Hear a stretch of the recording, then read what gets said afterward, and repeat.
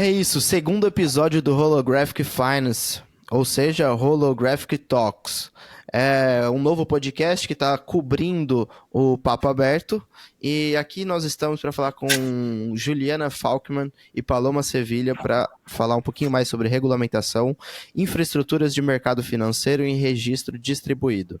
É um papo super empolgante que vai trazer bastante possibilidade jurídica e tecnológica para o futuro aí com relação à DLT. E vou deixar uns minutinhos aqui para vocês se apresentarem, contar um pouquinho mais sobre o que vocês estão fazendo. Quem quer começar? Quer começar, Pá? Pode ser. Eu sou a Paloma. Hoje não, né? Já faz 2 anos eu tô atuando como diretora de produtos aqui na Before, que é uma empresa no sandbox regulatório da CVM. A gente é um mercado de balcão organizado para ativos tokenizados. Hoje atuando com ações tokenizadas, já buscando expandir o portfólio de produtos. Então, aqui a gente já vem aplicando o DLT como parte da nossa infra tecnológica para melhorar a eficiência nas operações de pós-trading aqui da nossa plataforma. É isso que eu venho fazendo hoje, Vitor. Bem legal. E você, Juliana? Oi, meu nome é Juliana. Atualmente eu sou consultora do mercado Bitcoin, já fui diretora de regulação do mercado Bitcoin. Estou no mercado cripto, só trabalhando com cripto desde 2019, o que me torna um sênior nesse mercado. Minha vida toda foi mercado financeiro, então já cruzei várias e várias vezes com a Paloma no meio do caminho.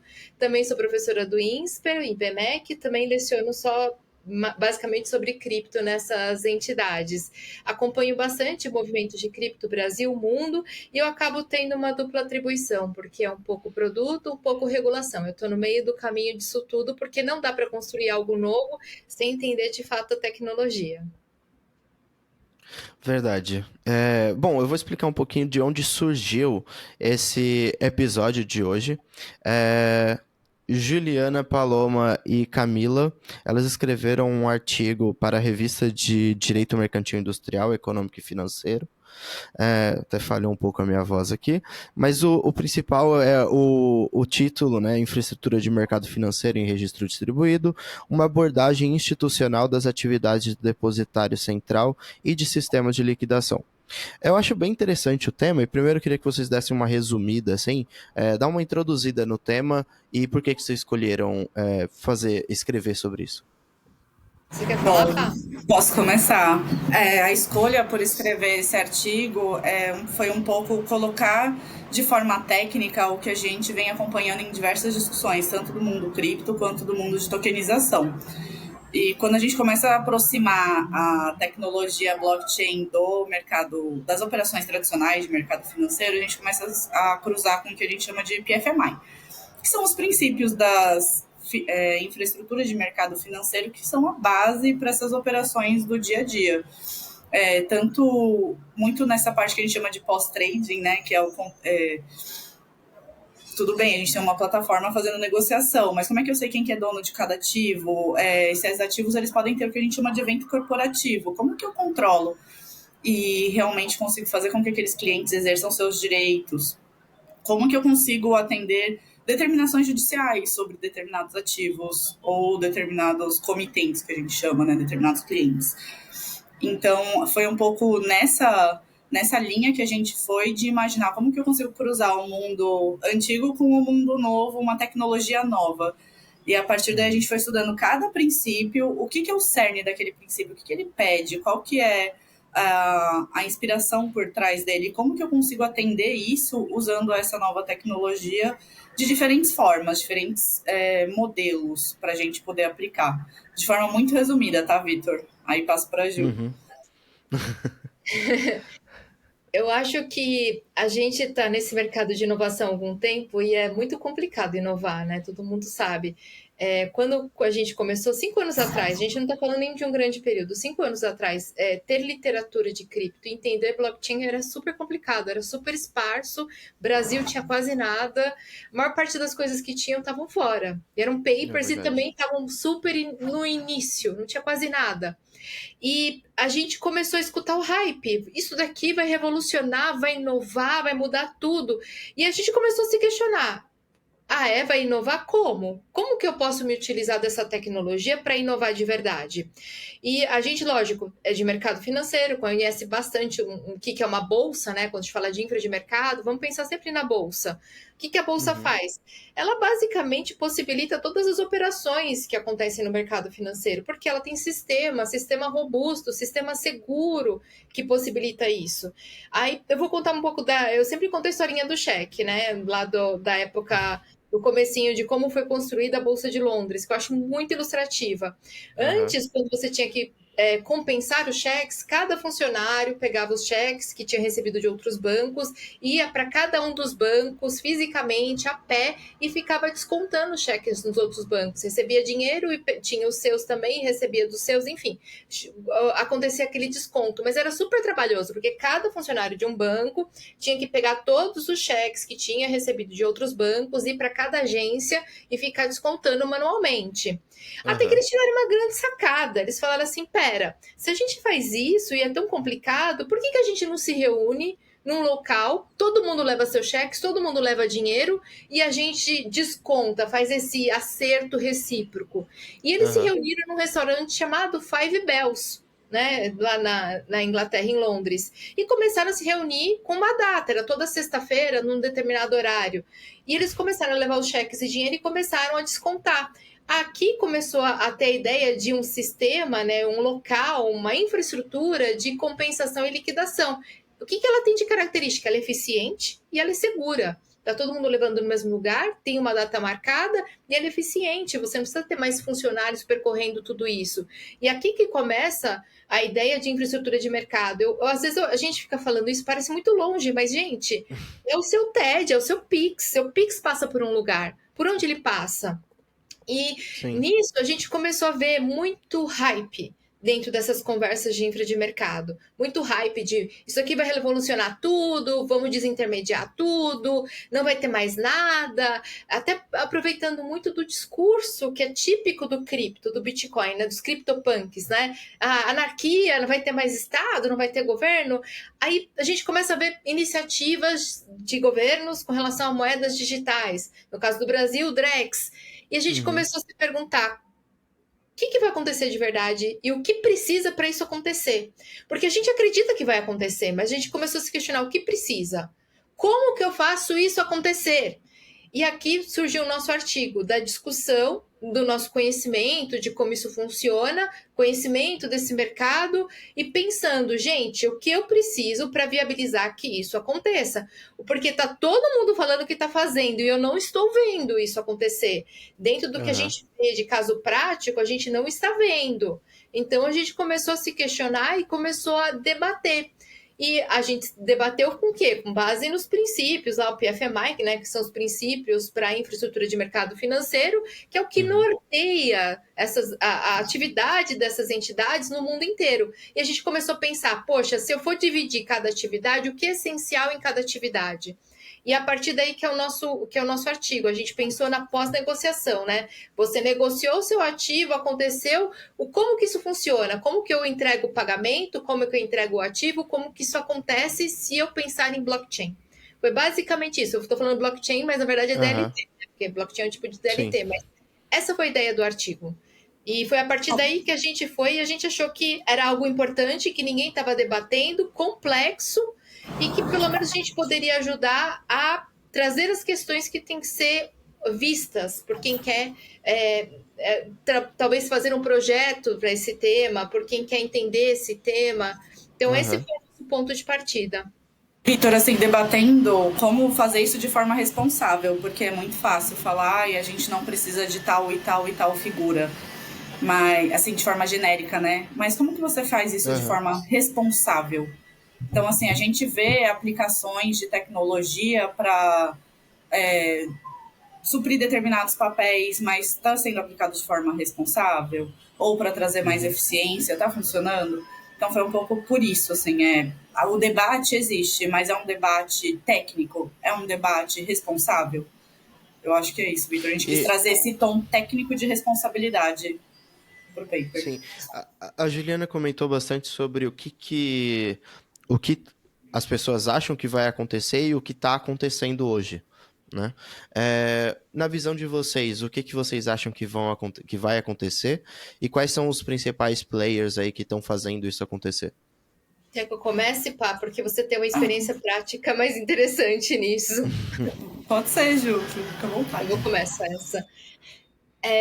Eu vejo assim, a tecnologia é algo que vai acontecer. O uso desse tipo de tecnologia distribuída, descentralizada, é muito interessante e pode ser utilizado de forma eficiente hoje nos mercados. Qual que é a grande complexidade? Quando você pensa em sistemas muito grandes, em sistemas muito seguros usando essa tecnologia, existe um limite desse tipo de teste dentro do mundo de TI. Aí eu estou falando de forma muito abstrata, tá? O que eu quero dizer? Eu quero dizer, por exemplo, vamos pegar o exemplo do Bitcoin, um exemplo muito simples. O Bitcoin, a gente sabe que ele é descentralizado, distribuído, está lá no DLT do Bitcoin, no blockchain do Bitcoin. Quando você faz uma operação do Bitcoin, acontece aquele negócio que a gente chama de mineração. O que é a mineração? É uma forma de validação daquela operação. Por que existe essa forma de validação da operação? Porque não tem ninguém vendo. Não tem uma B3 com um sistema olhando e garantindo que aquilo vai acontecer da forma correta. Não existe esse ente, não existe um controle. Então alguém tem que fazer isso. Quem que faz? A rede. Como que a rede faz isso? Sempre tem algumas métricas de fazer, mas no caso específico do Bitcoin, ele tem um algoritmo, aquela operação gera um algoritmo matemático que é resolvido pelos computadores que estão nessa rede para fazer essa tarefa, que são os mineradores. Os mineradores usam o computador, resolvem esse algoritmo e validam a operação. Operação validada, ela ingressa dentro da rede do Bitcoin. Legal, né? Problemas disso. Primeiro, timing. Quando você fala na bolsa, é muito rápido. É muito rápido que isso acontece. Dentro do Bitcoin, vai ser tão rápido assim? Não necessariamente, demora. E até o que é mais rápido, você custa muito caro. Então, vem o segundo problema: dinheiro, custo. Quando a gente fala em operações de grande volume, que é o caso do mercado financeiro, você precisa ter um preço, um custo muito, muito, muito baixo.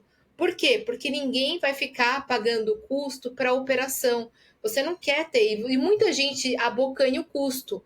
Só que a gente fala assim, intermediário abocanha o custo, mas também tem custo da própria operação, da própria rede. No caso do Bitcoin, tem o custo da transação, daquilo que vai acontecer na rede. E aí tem outros problemas. Putz, hoje a rede do Bitcoin, a blockchain do Bitcoin é gigante. Tem muita gente conectada, tá lá super funcionando. Mas e se por um acaso der algo muito ruim, ela diminuir? Quem que vai ficar conectado para garantir as operações? Como é que eu consigo refletir em outro banco de dados? Como é que eu tiro? Aí é o que a gente fala, né? Puxa a pena, sai o índio, começa a vir um monte de problemas. A gente sabe que isso vai ser útil no futuro e que é importante para vários problemas que a gente tem hoje no mercado. Eu sempre usei o caso típico da CCB. Eu fui discutir a CCB eletrônica, cédula de crédito bancário, que é basicamente um empréstimo, né? Quando eu estava na CETIP ainda, acho que em 2016, começou em 2015 essa discussão. A Ambima também estava nessa discussão, vários bancos. E qual era o problema da CCB na época? Queriam transformar ela em eletrônica, porque eletrônica é bonito, né, gente? Não precisa de papel, é tudo legal. Qual era o problema prático nosso? Como é que circula esse negócio?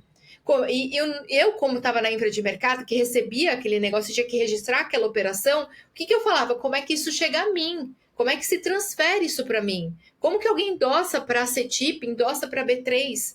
Eu tinha esse problema, porque ela era eletrônica.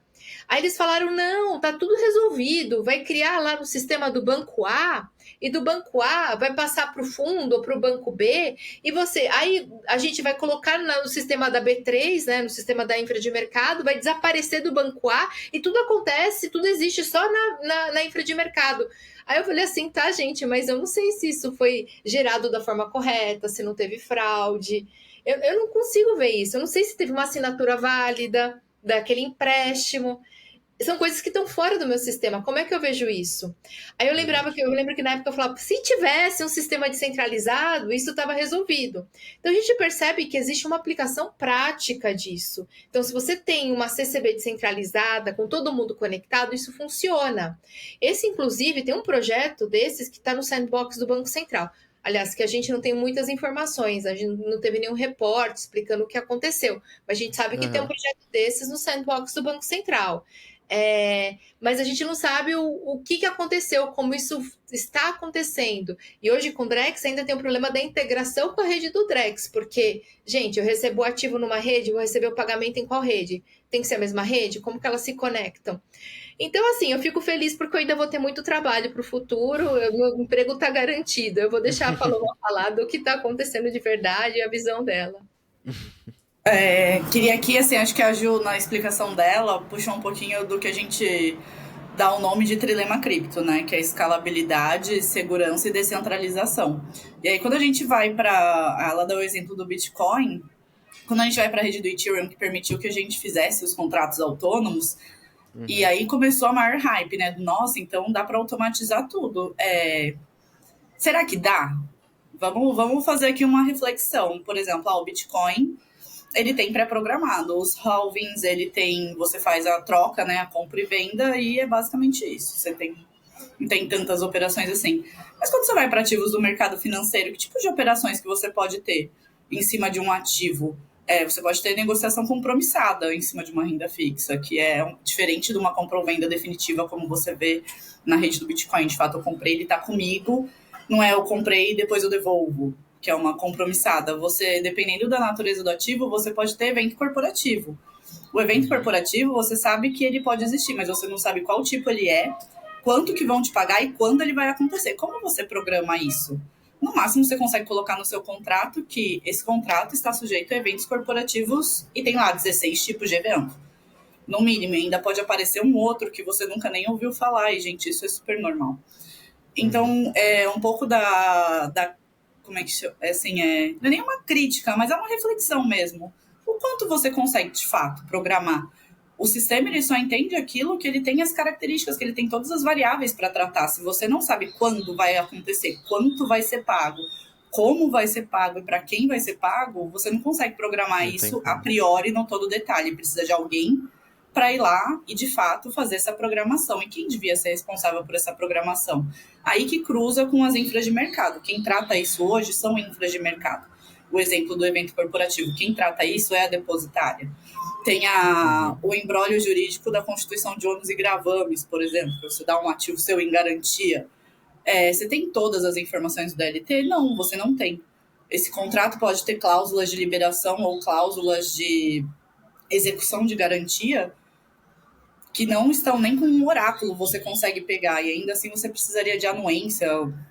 Tem muitas variáveis que não estão disponíveis quando você está lá fazendo o código do seu smart contract. Então você vai precisar de alguém para fazer essa intervenção manual em muitas situações, quando a gente sai do cripto, que é totalmente, do Bitcoin no caso, né, que é totalmente descentralizado e que funciona com mineradores, e vai para contratos que representam ativos financeiros ou valores mobiliários, e que tem seus contratos feitos por seres humanos também, né? Quem que é o ser humano? De qual empresa que é responsável por aquele código? Que códigos podem ter falhas de segurança gravíssimas, como a gente vê, inclusive, acontecendo às vezes em DeFi. Então, assim, alguém tem que levar essa responsabilidade. E hoje de players é lógico, assim, a gente pode ver os do Sandbox, a Ju comentou o do Banco Central. No da CVM a gente tem a Vortex com as debentures, tem a SMU com uma plataforma que parece de secundário para crowdfunding, ativos de crowdfunding. Tem a Before, que já vem com uma licença de balcão com algumas dispensas dentro do Sandbox. Hoje, como eu falei no começo, focada também em ações, mas já planejando expandir para outros tipos de valor mobiliário. E aqui na Before a gente aplica o DLT para melhorar a eficiência nesse pós-trading com os participantes.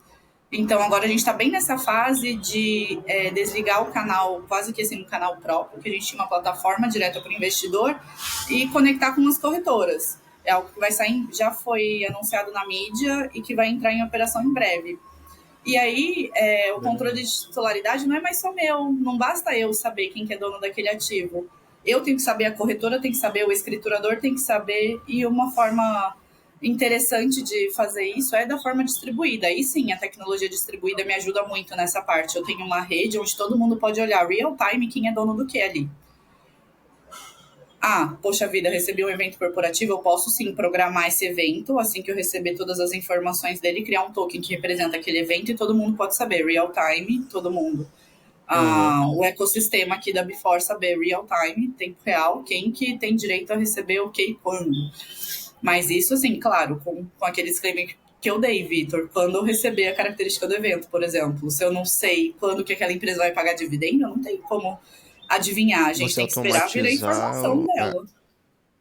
No máximo eu falo, não tem olha, como ações automatizar estão... o desconhecido ainda, né? Você precisa Exato, e ter a assim, garantia.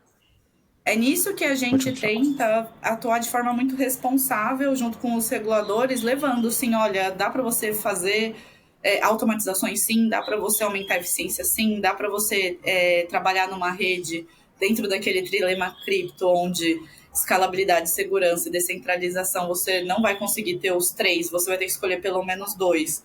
Na Before a gente foi na linha do escalabilidade e segurança, então a gente usa uma rede, uma rede permissionada. A gente abriu mão da super descentralização, a descentralização fica só com os participantes da Before, que são nós validadores. Então, assim, não é uma rede como o Bitcoin tem milhares de nós validadores, enfim. Mas a gente tem que fazer escolhas. Pelo menos aí a gente foi mais para essa linha da escalabilidade, onde eu de fato consigo processar transações a cada segundo, ao invés de 10 minutos, mas perco um pouquinho na descentralização. Mas, de toda forma, Vitor, é isso, é passar informação de uma forma transparente e responsável para o mercado, não fingir que nós estamos... poxa vida, não, o trilema cripto não existe, aqui dá para ter tudo nessa vida. Não dá para ter tudo nessa vida. A gente vai ter que fazer escolhas. A Juliana, ela estava comentando sobre o Drex e essa conexão que tem entre a estrutura de mercado e como que você vai fazer com o Drex, né? Na visão de vocês, está tendo vários testes agora com relação à privacidade, né? Como que vocês estão se conectando com o Drex na atuação de vocês? E qual é o futuro para o Drex com relação à privacidade?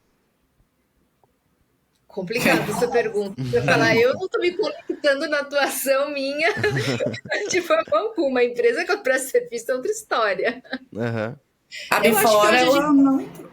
Até hoje, se quiser, daí eu posso até falar primeiro, porque assim, o mercado Bitcoin, ela tá no piloto do Drex, né? E você pode até dar mais notícias, assim, a Before, a gente não entrou no piloto do Drex em nenhum consórcio, a gente tá muito focado, a gente é uma startup, gente, de 50 e poucas pessoas, então assim, nosso esforço é total focado nas coisas que estão em produção nesse momento. A gente participa acompanhando as discussões, quando a gente é consultado, a gente leva a proposta, mas assim, é uma atuação menos ativa, de fato, nesse ponto dentro, porque a gente não está no piloto do Drex. A Nuclear, que é a empresa que investe, uma das empresas que investe aqui na Before, ela está no piloto, então a nossa interação acaba sendo também por meio da Nuclear, quando ela consulta a gente ajuda, leva opiniões, etc. A visão de futuro é também, assim, o Drex a gente também, acho que eu já vai comentar, vamos separar. O Drex são camadas, né?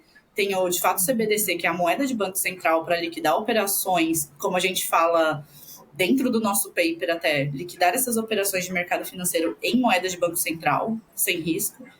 Você tem a camada do depósito tokenizado, que daí você vai usar para facilitar outros tipos de operação. Então, assim, ele vem em camadinhas. Acho que é quase uma cebola o Drex, a gente pode dizer. A camada lá do meio é a CBDC. Eu acho que aqui brilha os olhos da gente aqui na Before, porque a gente tem operações que faz muito sentido ser liquidada em moeda de Banco Central. É um mercado intermediado, e mercado intermediado por PFMI liquida operações em moeda de Banco Central. Mas tem as outras camadas que vão ajudar com outros modelos de negócio, e aí eu passo para a Ju. Eu ia comentar, na verdade, que assim, o Drex, para começo de conversa, né, quando a gente começou a escutar sobre o Drex, o projeto, e veio a chamada mercado para as empresas participarem, o mercado Bitcoin teve um projeto logo nesse primeiro piloto de DVP, né? DVP, a gente fala também no nosso paper, é Delivery versus Payment, quer dizer, entrega do ativo contra pagamento. Isso parece tão óbvio, mas assim, num sistema automatizado é tão difícil que isso aconteça, e a gente fica até emocionado quando isso acontece de forma automática, que foi justamente o que o mercado Bitcoin fez, né? Que isso acontecesse de forma automática, e a gente começou a ter ali as nossas primeiras dificuldades, os primeiros desafios com relação ao Drex, que era, a gente não sabia na época nem a tecnologia que ia ser usada. Então, olha o que eu estou falando para vocês. Na época, houve uma chamada para o mercado para apresentar projetos inovadores usando o DLT, e a gente não sabia nem qual era a rede. A gente inventou. A gente inventou uma rede que foi Stellar, uma DLT, né? A gente inventou um stablecoin que ia funcionar como se fosse a moeda do Banco Central, inventou um token de renda fixa para tudo isso acontecer na rede e simulou esse DVP. Então, assim, a gente fala de privacidade, mas são tantos aspectos técnicos que acontecem dentro para que isso funcione. Então, olha só o que a Paloma falou. Ela falou assim: tem o miolinho lá que é o CBDC, que é o CBDC emitido na rede Hyperledger lá do Banco Central. Em cima disso, os bancos podem emitir outras moedas, que é como funciona hoje a criação da moeda fiduciária. Então, ele pode emitir outra moeda e utilizar para pagamento. Gente, vocês estão vendo que é o CDB? É o CDB versão eletrônica, CDB versão tokenizada, que a gente chama de depósito tokenizado. Então, tem questões que ainda vão além da privacidade. Se os bancos vão aceitar o depósito do outro banco como se fosse dinheiro, como é que faz essa permuta? Tem tantas questões dentro disso.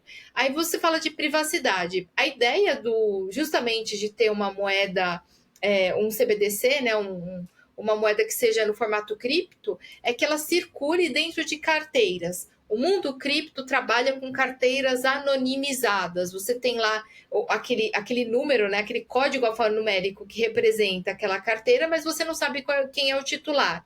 Daí você começa a ter outras soluções que é para identificar esse titular. Mas aí agora você começa a falar de privacidade. Então você tem que identificar, mas só para alguns agentes, não para todo mundo. Ou identificar quando ele deixa. Então, são questões que a gente vai ter que trabalhar nesse novo mundo, nesse novo mercado. Mas eu acho que antes disso, a própria integração da rede do stable do Drex com a rede dos ativos financeiros, valores imobiliários em formato tokenizado, já é um problema. Já tem um problema aqui antes. Porque também a gente tem que pensar em um pouco de caso de uso, né? Para que eu vou usar o Drex? Onde que ele é interessante? Será que ele vai ser usado para a operação da Juliana com a Paloma? Será que a gente vai substituir o Pix pelo Drex? Quando você vê todos os vídeos, não faz sentido. E assim, e funciona bem, gente. Pix está funcionando bem. Quando você vê o Campos Neto falando sobre o Drex, ele sempre fala que é B2B, que ele quer usar para grandes volumes, operações que sejam B2B, né? Que sejam os institucionais. Que é basicamente para substituir o sistema de liquidação. Quando a gente pensa em institucional, ele quer tirar o sistema de liquidação e quer pensar num novo sistema de liquidação. Então, assim, aí volta o que a Paloma falou. Então, vamos analisar, além da tecnologia, vamos analisar o que precisa o sistema de liquidação para ser considerado seguro. E onde você começa isso? PFMI, né? Que é os princípios lá aplicáveis às infraestruturas de mercado financeiro, e você começa a entender o que faz uma atividade de liquidação. É só a transferência do dinheiro? Eu preciso compensar esse dinheiro?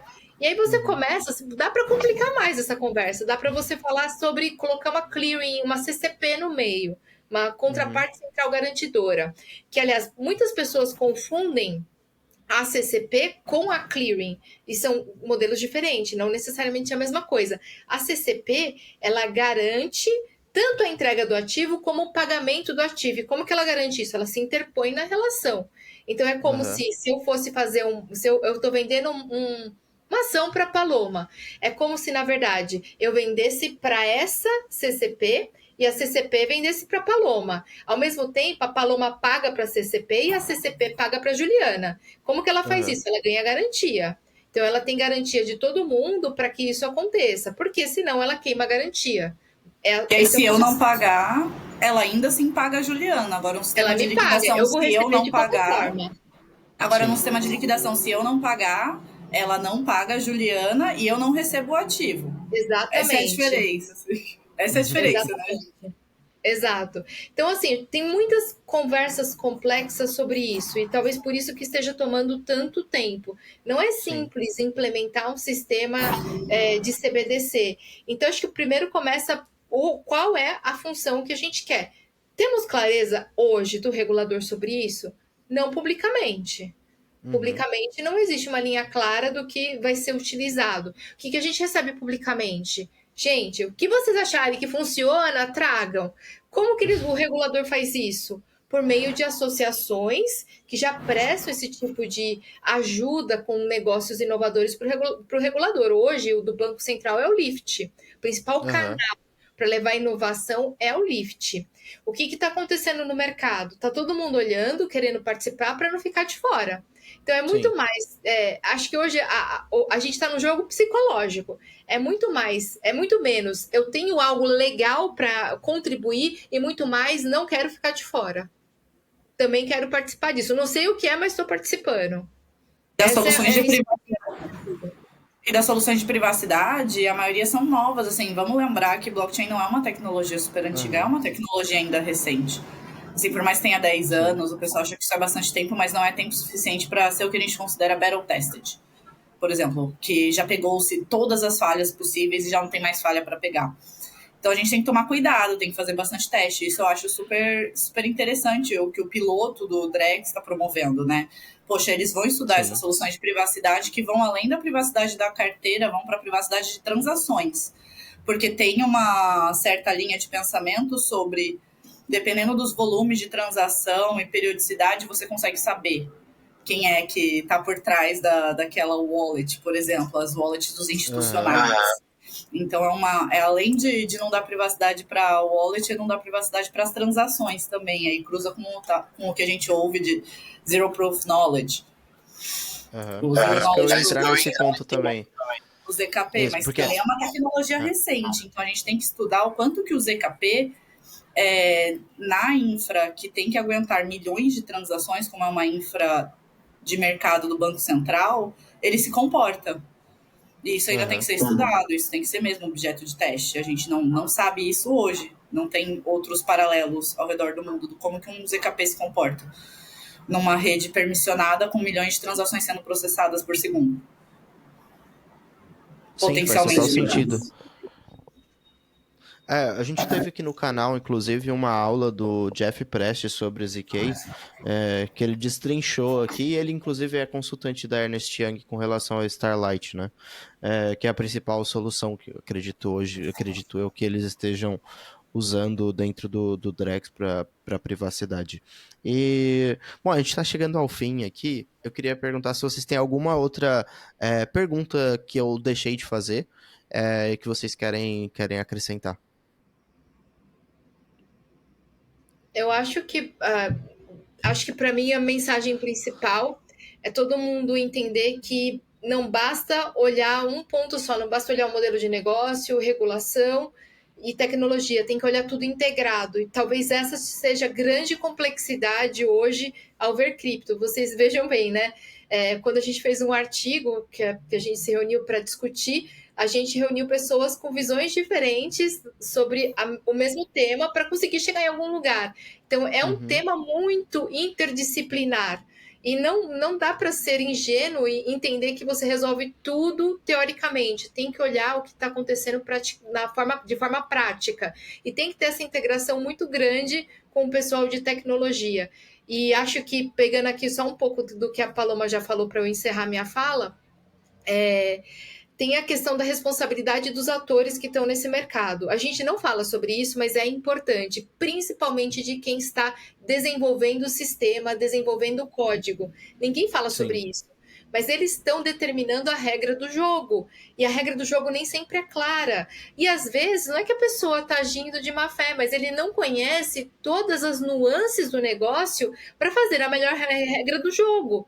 Então, essa questão de fazer um sistema, em blockchain, fazer tokenização, é muito mais complexo do que parece, não pode ser feito por qualquer um. Por isso que DeFi existe todo esse, não estranhamento, mas esse receio com relação a DeFi. Quem fez esse sistema e como está funcionando? Gente, Terra Luna deu colapso por causa disso. Alguém previu errado o que ia acontecer com a troca das moedas. Não pensou direito. Ah, mas ele Uhum. viu o melhor que podia, tinha até um colchão de liquidez, tudo bem, tinha tudo isso. Mas alguma coisa deu errado e desbalanceou. Se você tem várias pessoas pensando ao mesmo tempo, será que não sai melhor? E tem um outro problema grande do mundo cripto, que é a mutabilidade, ou melhor, a imutabilidade. Normalmente, quando você faz algo, é aquilo, você não muda mais. E Sim. o mundo é muito mais complexo que isso. Você tem que mudar e ajustar todo o tempo. Porque você descobre as operações a todo tempo. Então, esse é o meu segundo ponto. Será que a gente também não está lidando com um mundo novo, que tem questões novas? Então, tomar cuidado, saber que é interdisciplinar, saber que a tecnologia tem nuances e saber que os agentes importam e têm responsabilidades dentro desse mundo, por mais que eles não apareçam num primeiro momento. Sim, concordo totalmente. Eu acho sim, Imagina. muito na linha do que a Ju falou, é uma questão interdisciplinar. A gente precisa de pessoas de diferentes áreas de atuação para olhar para isso em conjunto, porque senão vai ficar alguma zona cinzenta, alguma ponta solta. E vamos olhar com responsabilidade, vamos olhar pensando em proteção ao investidor, em mitigação de risco sistêmico, tudo isso que é tão importante para a gente poder, de fato, criar. O pessoal fala muito de criptoeconomia, mas a criptoeconomia tem que ser tão robusta quanto a economia do mercado financeiro que a gente tem hoje. A gente pode pode não ser perfeita, ela pode estar sempre evoluindo, mas assim, ela aborda os pontos principais para a gente ter um sistema seguro. Eu acho que isso a gente tem que continuar mantendo em mente. Vamos manter um sistema seguro. Porque no fim do dia a gente está falando de poupança das pessoas, a gente está falando de aposentadoria das pessoas, a gente está falando de sonhos, a gente está falando de vidas. Então a gente tem que levar muito a sério. Não pode ser só hype. A gente tem que levar bastante a sério. É isso, Vitor. No fim do dia, para mim, é isso. Com Lembrar certeza. lembrar que a gente está falando da vida das pessoas. Esses investimentos, esses produtos de investimento, essas operações de empréstimo, etc., é vida de pessoas. São fundos comprando isso, fundos de pensão, fundos de aposentadoria. A gente tem que levar isso muito a sério. Concordo plenamente. Eu acho que a inovação ela tem que ter sempre levando em consideração os riscos também de mercado, né? Senão as oportunidades acabam sendo perdidas nessa falta de balanceio, assim. E às vezes a gente se empolga na discussão técnica, de tecnologia, de produto, de regulação, esquece, são as pessoas ali. A gente está servindo Aham. as pessoas, vamos lembrar delas antes de tomar qualquer decisão. Essa crítica é uma crítica que está sendo bastante levada, quer dizer, tá sendo mais levado a sério depois de 2021. Eu acho que nesse último ciclo, a maioria das conversas que eu tive tá falando sobre uma facilidade também de explicar os termos que a gente usa no dia a dia, porque quem tá no mundo cripto fala de muitos termos de bolha. Né? Que quando você chega para falar com pessoas que mesmo uma área a pessoa da área do financeiro mesmo, ou uma área que poderia entender o que a gente está falando, eles não conseguem por causa dessa barreira de significação mesmo dos termos. Então, Proof of Work, Proof of Stake, tudo isso de tecnologia crua, assim, acaba impossibilitando a entrada de novos atores também. Então, primeiro, muito obrigado por ter aceitado o convite. Muito feliz assim de ter vocês duas aqui. Foi um mega papo, super legal. Espero que vocês venham de novo. E é ótimo. O que vocês querem acrescentar? Perdi um pouco o fio Obrigada por causa do, Só de agradecer. ter... Vai Só lá. agradecer mesmo, Vitor, pela oportunidade, dar um espaço pra gente, trazer nosso ponto de vista técnico aqui. E ficamos à disposição, né, Ju, para mais discussões legais dessa. E parabéns pela condução. Muito Obrigado. ponderada e moderada do seu lado. Passo das palavras da Paloma às minhas, agradecer por estar aqui, pelo convite. Eu adoro falar desse assunto, a gente adora, e é importante a gente passar essa visão para todo mundo do que está acontecendo. Acho que quanto mais a gente compartilhar, melhor todos ficamos e a gente garante que a tecnologia evolua de uma forma correta. Então, obrigada, Vitor, pelo convite e pela moderação. Foi ótimo estar aqui. Legal, muito obrigado. Tchau, tchau, gente. Se subscreve no canal e deixe seu like.